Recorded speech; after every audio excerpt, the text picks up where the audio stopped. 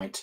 I'm talking today with Doug Noll, and we're going to be talking about de-escalating angry people, talking with people who may be a little bit emotional. How do we deal with that? And Doug has a wealth of experience of this.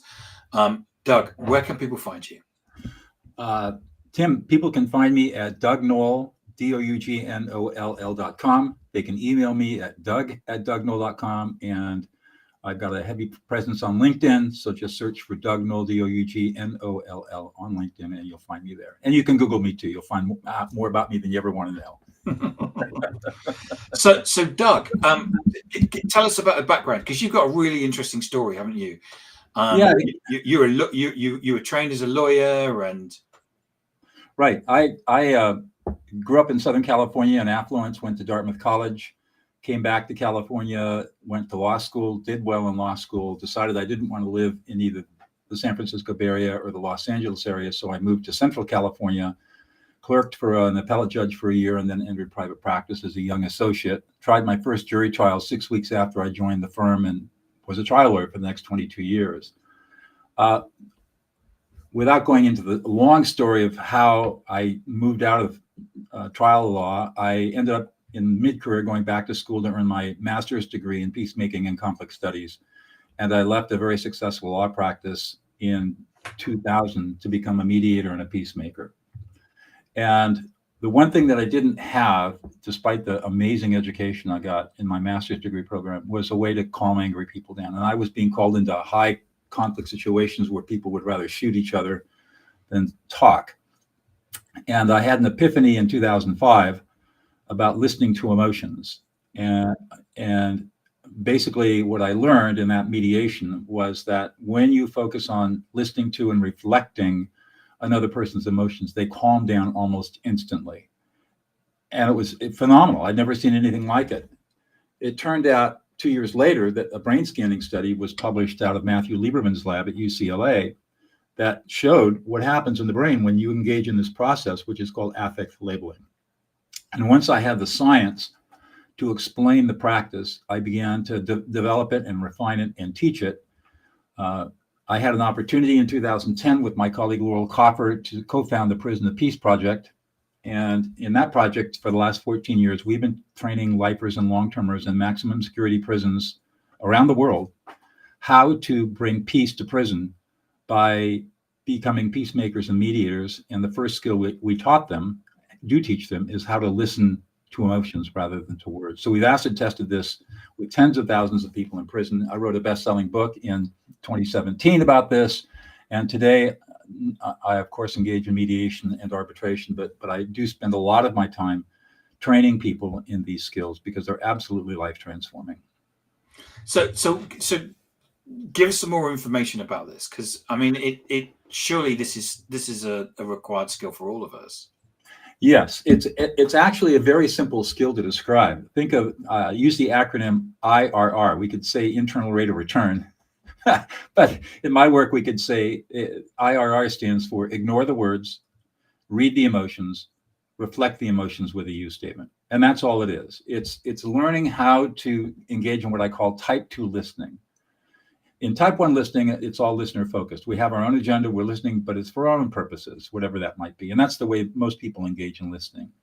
In type 2 listening, the focus is on the speaker, and our intention is to make sure that the speaker feels deeply heard and validated. And so we will use you statements instead of I statements. And if we're affect labeling, which is the deepest level of type 2 listening, then we will simply say something like, Tim, man, you're really frustrated. You're really angry and pissed off. You feel completely disrespected. You feel ignored. You're invisible, and you feel unappreciated and unsupported. And all I'm doing is telling the speaker what their emotional experience is.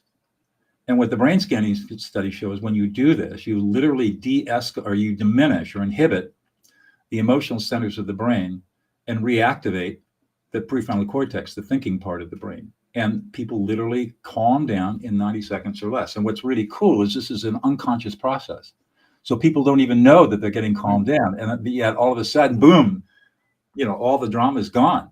And now you can engage in a conversation to figure out what's going on and solve a problem or do whatever you have to do. And as I teach my graduate students, always de-escalate first before you problem solve. The problem that most people have is they go right to problem solving when people are upset. And that just makes people, the upset person even more angry. So it's a very simple technique to describe. It takes a little bit of courage to learn because it flies in the face of everything we think we know about listening. And so I say it's counterintuitive and counternormative. It's counterintuitive because we would never think to label somebody else's emotions and tell them what they're feeling. And it's counternormative because in Western society, emotions are considered to be bad. They're evil.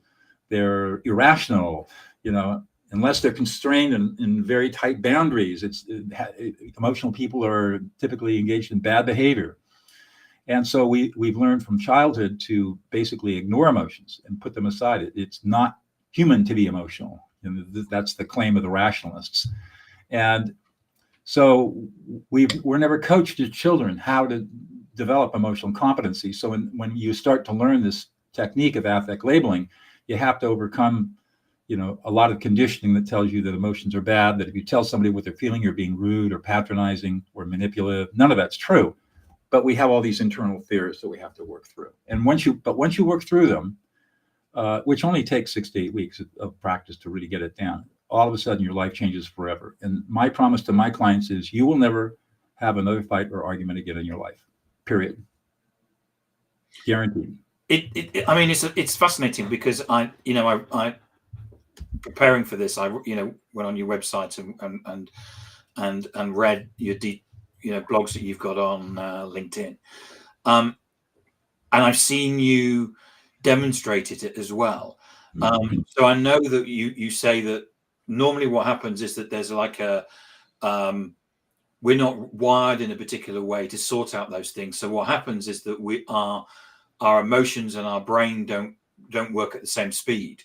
So what happens is immediately we do emotion rather than actually thinking about stuff. That's right. And I've seen you demonstrate it, and I've done it with when I've been there with a group with you, where you've actually said and talked to us and said, Tim, you're feeling like this, and everybody just calmed down. It was just amazing watching everybody go, and everyone went, God, I feel so much calmer. Yeah, exactly. This is all science-based, Tim. It's not psychological BS.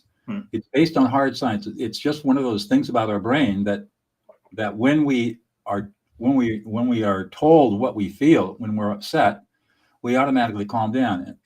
And I think what's going on, and there's not science to support this, so this is just my hypothesis, is that when the emotional centers of the brain get activated, it cuts. Daniel Goleman has talked about this. What he calls the amygdala hijack, where when the amygdala and the associated limbic system areas of the brain activate and become highly activated, they basically overwhelm the prefrontal cortex. So we now lose connection to the prefrontal cortex. It's basically shut down.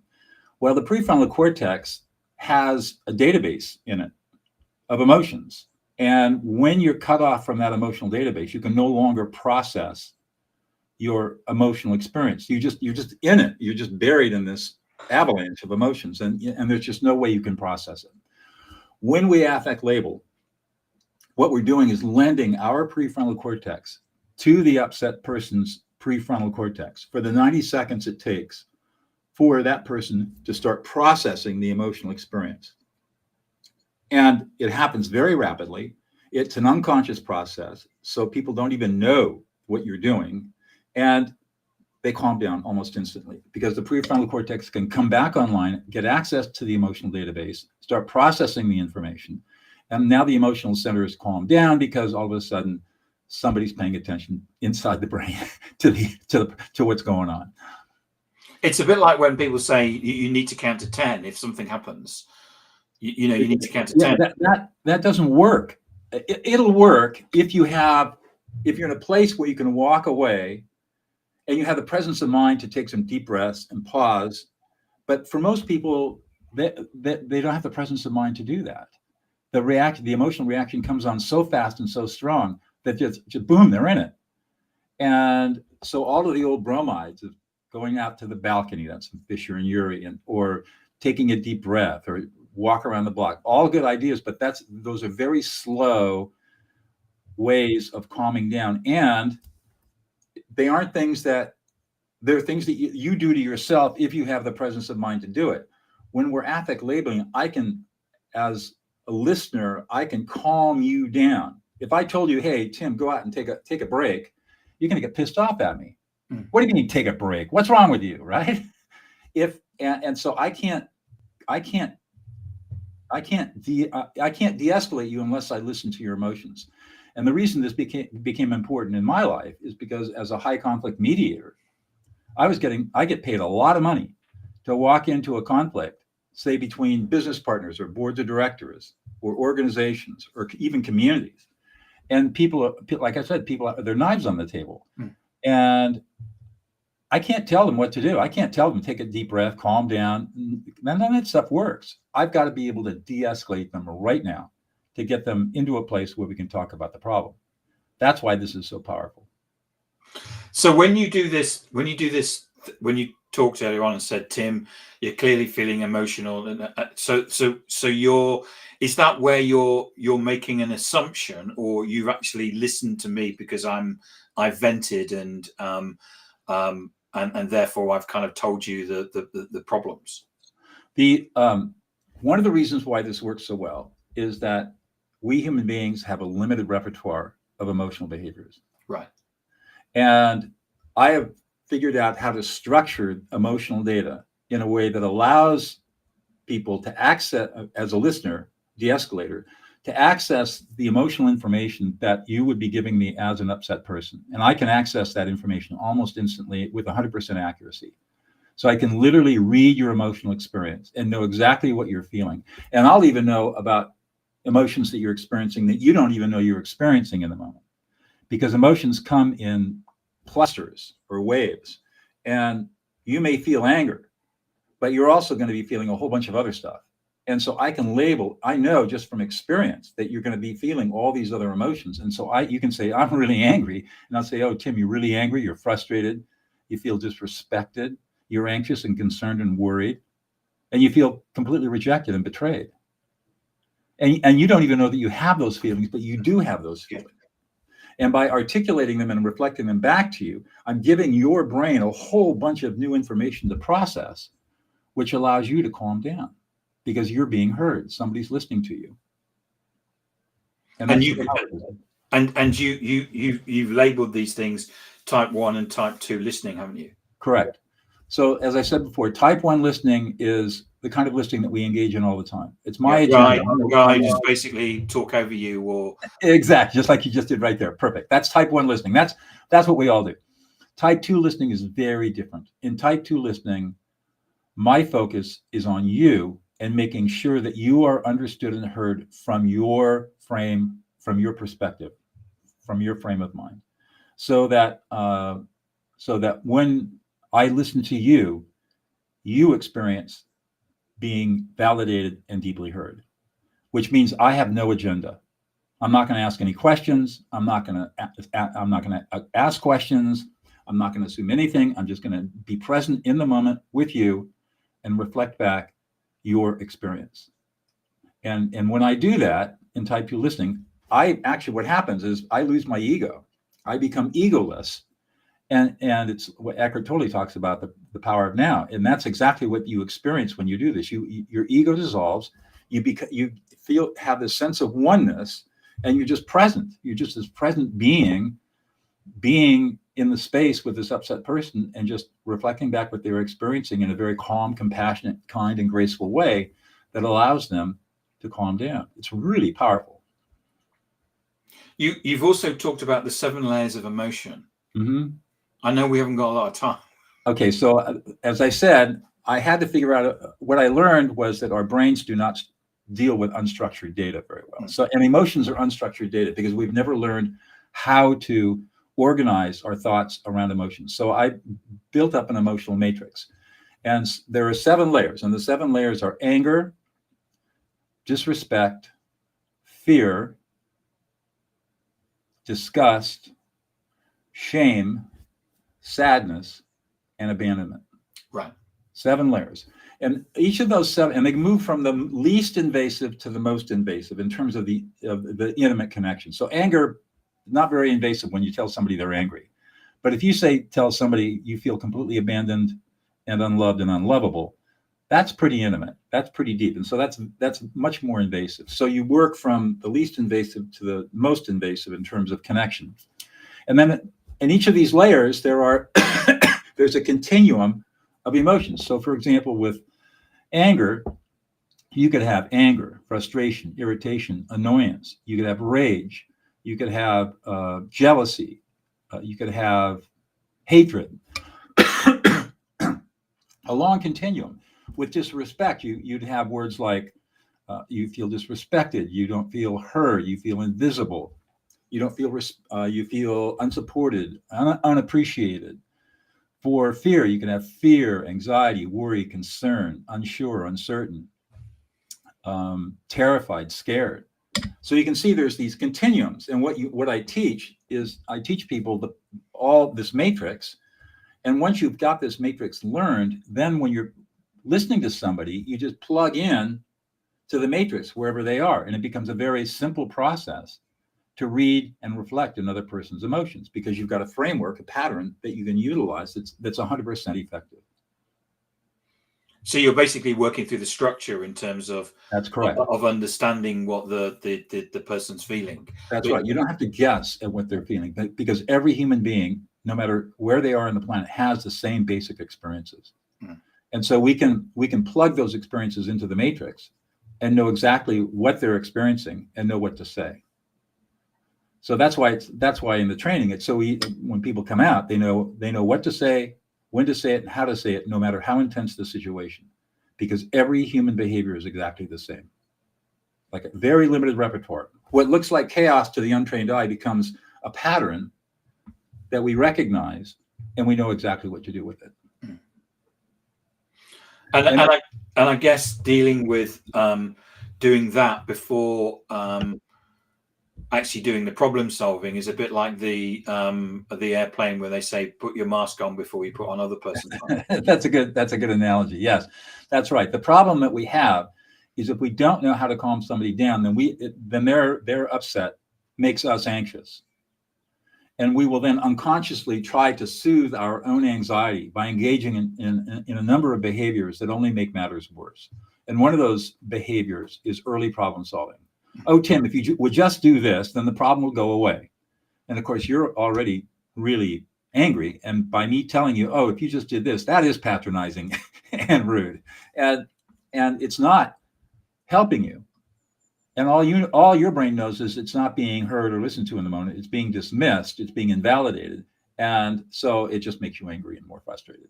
Or criticized or judged. Emotional invalidation, or for example, maybe you're really angry at me and you're yelling at me. And so what the typical response is to try to apologize or appease or justify, rationalize, explain, justify. All of that's all me oriented. That's type 1 listening.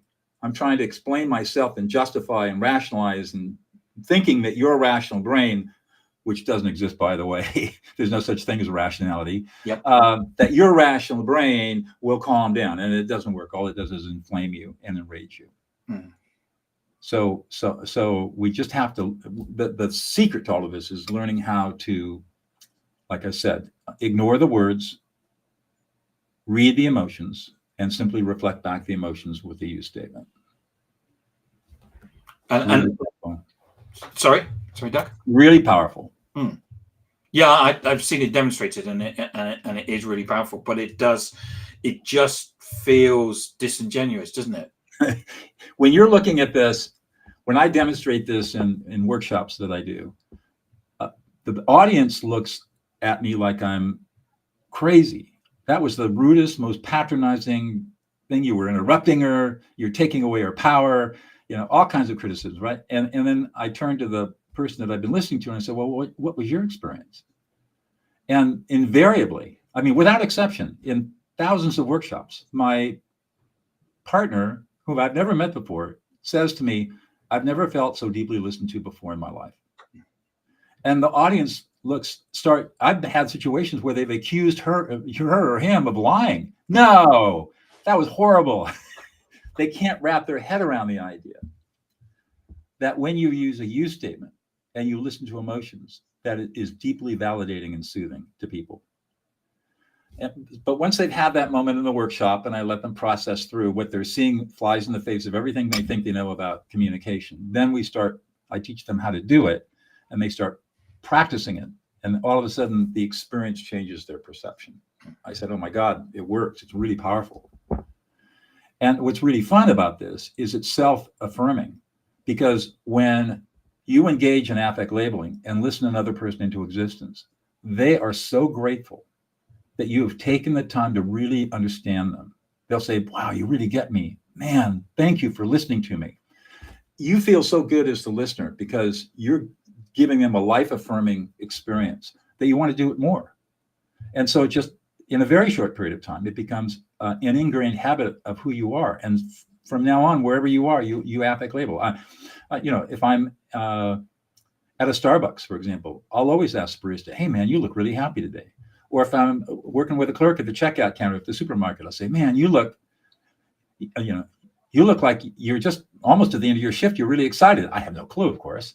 And the clerk will either say, yeah, I am. I'm really excited. I'm going home pretty soon. Or, no, I'm in the middle of my shift. So you're a little anxious and worried and tired. Or at the beginning of the shift, no, I just began my shift. I got 8 hours. I said, you just got to slog through it, huh? And so I affect label them. Or in a restaurant, server comes up. Hi, my name's Doug. I'm your server tonight. Doug, you're looking really happy. You're going to have a great night and make a lot of money on tips. And you get the best service of your life in the restaurant because you listened the server into existence. So there are opportunities every day to practice these skills on perfect strangers. And then you bring it into your career, your work life, and you can calm angry, upset people all the time. If you bring it home, you can build intimacy and trust in your family instantly.